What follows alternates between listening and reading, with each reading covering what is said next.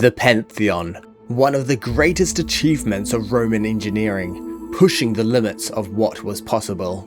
The story of its construction is one of brilliance, symbolism, mystery, and disaster. How did these ancient builders construct a monument that still stands remarkably intact nearly 2,000 years later? How did they create the world's largest unreinforced concrete dome without it collapsing? And how did they lift 60-ton monolithic pillars that even most modern cranes could not lift? The structure has been an enigma to many civilizations over the millennia. A medieval tradition held it was the work of demons, surely not of human hands. Some in the Renaissance arrived at the opposite conclusion, positing it was of angelic design. But due to literary, archaeological, and architectural evidence discovered through the ages, we can uncover much of the mystery of the Pantheon and its secrets, and figure out how the Romans built such a monument. To do so, we must look at the design and symbolism of the Pantheon, figure out the complexities of the materials they used, and piece together how they actually built it. But first, to understand any of this, we have to travel back before the Pantheon as we know it. You see, the Pantheon is not the first building of such a name to be located on its site, and the key to unlock the secrets of its predecessor are inscribed on the front of our Pantheon. This inscription translates to, Marcus Agrippa, son of Lucius, built this when he was consul for the third time. Now, this is initially puzzling as we know this Marcus Agrippa, and we know by stamping of the bricks used in the Pantheon when it was built, and they are not from the same time. Archaeological evidence tells us the Pantheon we have today was likely built over a period of around 10 years, starting with foundations in the time of Trajan around 115 AD, but mostly built by Hadrian, finishing around 125 AD. But Agrippa lived during the time of Augustus, and the dates of his third consulship were 27 to 25 BC, giving us a date for an earlier construction.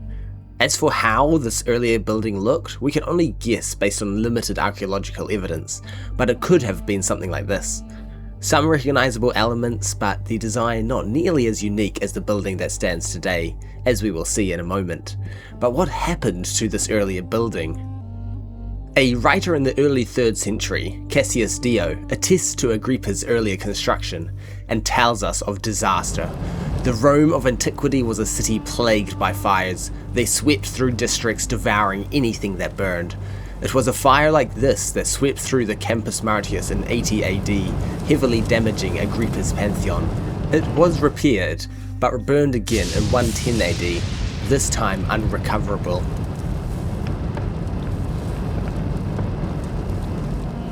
It was in the ashes of the old that the new Pantheon was built, the troubles of the past playing a role in its unique design.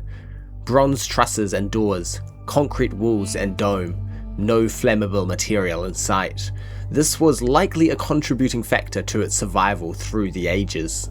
But it would never have stood the test of time had it not caught the imagination of generations.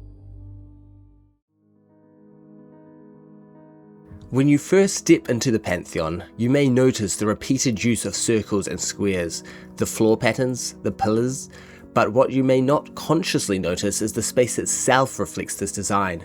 The internal height from floor to ceiling is the same as the internal width, 150 Roman feet, meaning a sphere fits perfectly inside the interior space. And if you inscribe a square within the bounds of the sphere and flip it over, you get the location of the portico. The Greeks and later Romans were obsessed with the philosophy of geometry. The symbolism of the circles is that of the heavens, cosmos, and perfection, where the squares represent human order and the terrestrial plane, and where the sphere intersects the cube, symbolism arises of the cosmos and earth intersecting. This sheds a little light on another question. What was the purpose of this place? Pantheon means all the gods, but Roman temples were usually dedicated to a single divinity, the Temple of Jupiter, the Temple of Mars. Another unique element is where it is located.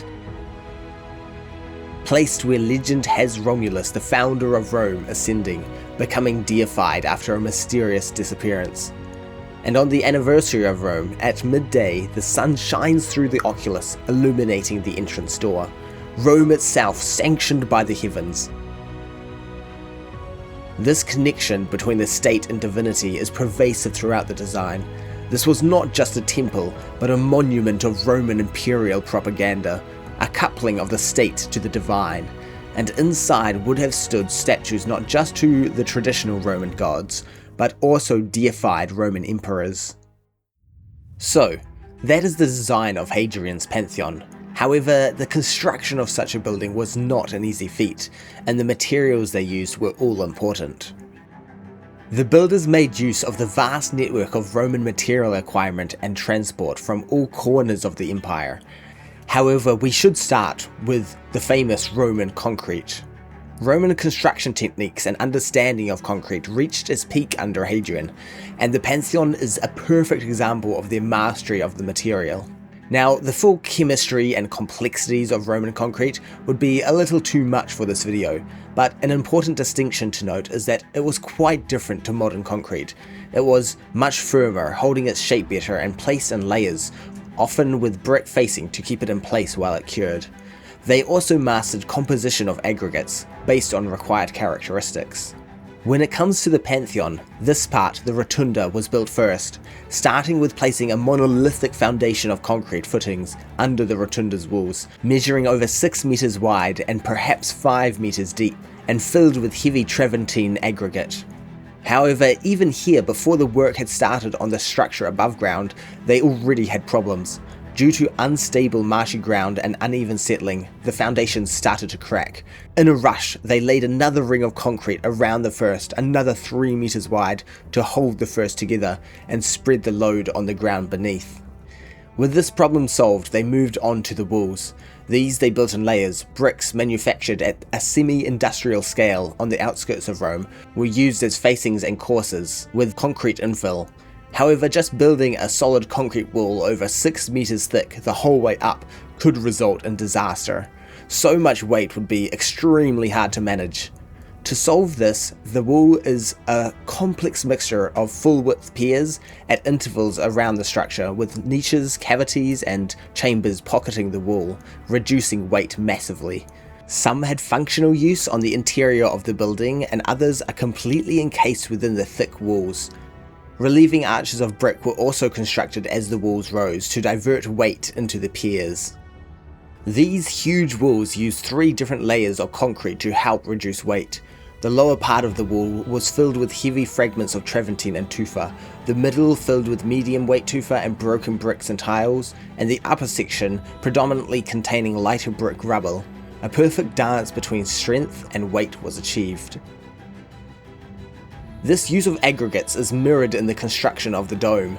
Large concrete steps buttress the hoop stress of the dome, and as it rises it gets thinner, and the aggregates include a pumice-like rock light enough to float on water. The top is just 1.5 meters thick. This stepped design would have also allowed the Romans to build these sections course by course, each course supporting the one above, reducing the need for massive costly wooden centering inside. But once we get to the upper part of the dome, after the stepping stops, massive wooden centering would have been required to hold the dome up while the concrete cured. While we can make educated guesses, how exactly the centering was done for the Pantheon is ultimately unknown.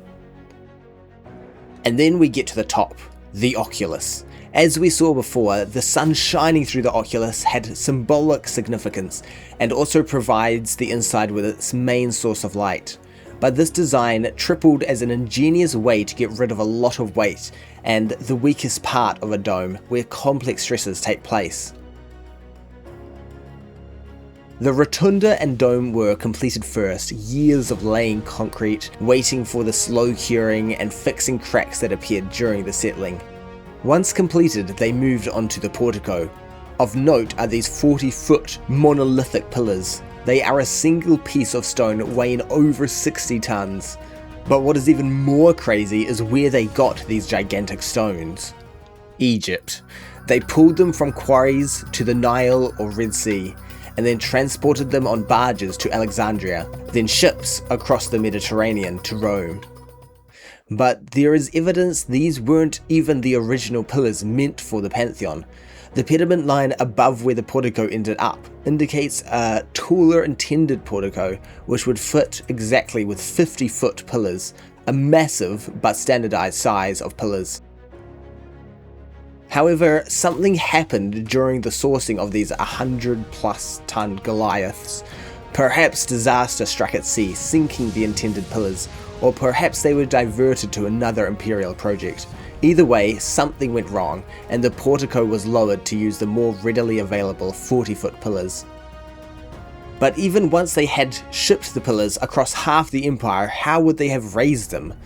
The answer is manpower and some simple physics. Ancient builders had several ways of raising massive stones. However, the Romans likely used a method consisting of a lifting tower, pulleys, and capstans. A tiled roof with bronze trusses was built over top, and a bronze protective sheath fitted over the entire dome, protecting it from weathering. The interior was fitted with stones and marbles from across the empire, and statues adorned the nooks. And the Pantheon was finished. A monument to human genius and the insane capacity of the Roman building machine.